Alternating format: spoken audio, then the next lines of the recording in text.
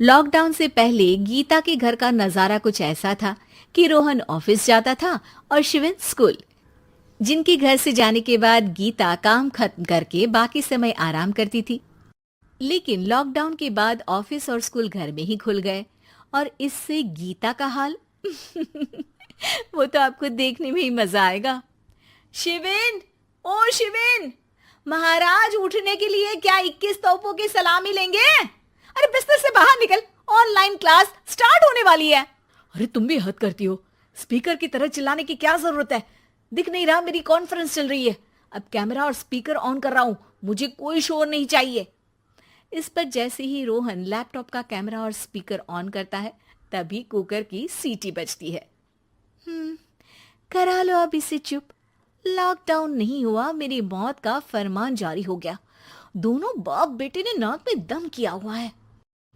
ऐसा बोलकर गीता वहां से शिविन के कमरे में पहुंच जाती है, जहां शिविन अभी भी सो रहा होता है। ओ आलसी, अब अगर 5 मिनट में नहीं उठाना तो आज तेरा गेम और यूट्यूब कैंसिल। माँ की बात सुनकर शिविन बिना 1 मिनट गंवाए उठ खड़ा होता है। उठ गया उठ गया, ये नाटक कहीं और। मुंह पर गीला कपड़ा मार और पढ़ने बैठ। शिविन की ऑनलाइन क्लास स्टार्ट हो जाती है, जिस पर गीता उसे वहां बिठाकर रसोई में चली जाती है। थोड़ी देर में उसे कमरे से कुछ आवाज सुनाई देती है, जिसे सुनकर वो कमरे में वापस आती है। हाय राम, तुझे क्लास अटेंड करने के लिए बोला था, कैमरा ऑफ करके बिस्तर पर नाचने के लिए नहीं बोला था। मम्मी मुझे कुछ समझ नहीं आ रहा, आप बाद में पढ़ा देना ना, वैसे भी अटेंडेंस तो लगी गई है। हाँ हाँ बेटा, जरूर बन जा। तू अभी से हम सबका बाप बन जा। अरे नहीं मतलब कहाँ से लाते हो इतना दिमाग, और पढ़ाई करते हुए ये चला कहाँ जाता है? नाइस क्वेश्चन, दिमाग से पूछकर बता दूंगा। शिविन की बातों से परेशान होकर गीता उसे मारने के लिए जैसे ही आगे बढ़ती है तभी वो कमरे से बाहर भाग जाता है। अब शिविन आगे आगे और गीता हाथ में चप्पल पकड़े उसके पीछे पीछे पूरे घर में दोनों घूम रहे होते हैं। इसी बीच वो रोहन के पास पहुंच जाता है और शिविन को मारने वाली चप्पल रोहन के लैपटॉप पर जाकर गिरती है। ओए माँ! मम्मी, अब पापा को चप्पल मार रही हो? वो आज तक के रिपोर्टर, चुपचाप जाकर क्लास अटेंड कर ले, नहीं तो अगली तेरे पीछे लगेगी। इस पर शिविन वहां से चला जाता है, जिसके बाद रोहन गीता से कहता है, इस सर्कस के लिए कुछ बोलना चाहोगी? अरे क्या करूं, जब से तुम दोनों घर में रहने लगे हो घर अपने आप ही सर्कस बन गया है और मैं तुम्हारी नौकर। कभी बेटी को संभालो तो कभी बाप के नखरे उठाओ। इन्हीं सब उथल पुथल में दिन बीतते रहते हैं, जिसमें हर रोज घर के अंदर कुछ नया सियप्पा खड़ा मिलता है। जो एक सुबह, शिविन चल उठ, आज की क्लास जल्दी है। कैमरा ऑफ करके आप अटेंड कर लो। अरे ऐसे छित्तर पड़ेंगे, दादी नानी सब एक साथ याद आ जाएंगी।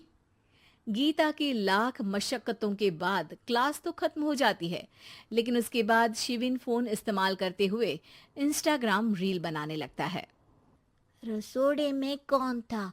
तुम थी, मैं थी, कौन था? कौन था? हाँ, मैं गरीब हूँ, मैं गरीब हूँ। अरे ओ गरीब के बेटे, आजा, मैं बनाती हूँ तुझे गरीब। मैं बताती हूँ रसोड़े में कौन था। पढ़ाई करने बोलो तो इनकी माँ मर जाती है और ये पागलपंतियां जितनी मर्जी करा लो। गीता शिविन को डांट रही होती है, तभी रोहन बीच में बोल पड़ता है। अरे बच्चा ही तो है, इतना गुस्सा क्यों कर रही हो? बेटे का साथ देने की इसी एक कोशिश में अब शिविन के साथ साथ रोहन भी गीता के गुस्से की सूली पर चढ़ जाता है। अगर बेटे पर इतना ही प्यार आ रहा है तो इसे क्लास अटेंड क्यों नहीं कराते, इसका होमवर्क क्यों नहीं कराते? उस समय तो बहुत जल्दी मीटिंग आ जाती है, वो काम मैं करूं और यहाँ इस बेफिजुली की चीज में तरफदारी करके बन जाओ महान। हे भगवान, कोई तो इनके ऑफिस और स्कूल खुलवाओ, मैं इन्हें और घर में नहीं सह सकती। अरे कुछ और मांग लेती, क्योंकि तुम्हारी ये विश इस साल तो पूरी होने से रही, कोरोना। हाय नास बेटे ने जिंदगी ही बर्बाद कर दी। खाए कोई पचाए कोई, कल मुझे चुन चुन कर सबको मेरी बद्दुआ लगेगी। गीता वहां से चली जाती है, जिसके बाद रोहन शिविन से कहता है, अरे तुम्हारी मम्मी इतनी भड़की हुई क्यों है? आपकी वजह से पूरा समय घर में रहते हो और उस पर कोई काम कराने की जगह बस ऑर्डर देते रहते हो। अच्छा बेटे, सारा इल्जाम मुझ पर, पूरा दिन तो वो तुम पर ही चिल्लाती है। हाँ, मतलब दोनों का 50-50 है, कुछ करना पड़ेगा। वो कहते ना, make the best out of worst. I have an idea. वैसे तुम्हारी माँ सही कहती है, बहुत जुबान चलाने लगे हो, कम बोला करो। अगली सुबह रोहन और शिविन अपनी गलती को सुधारने के लिए गीता के उठने से पहले घर का आधा काम खत्म कर देते हैं, जिसे देखकर गीता खुश हो जाती है और फिर बाकी बचा काम वो तीनों मिलकर पूरा कर लेते हैं।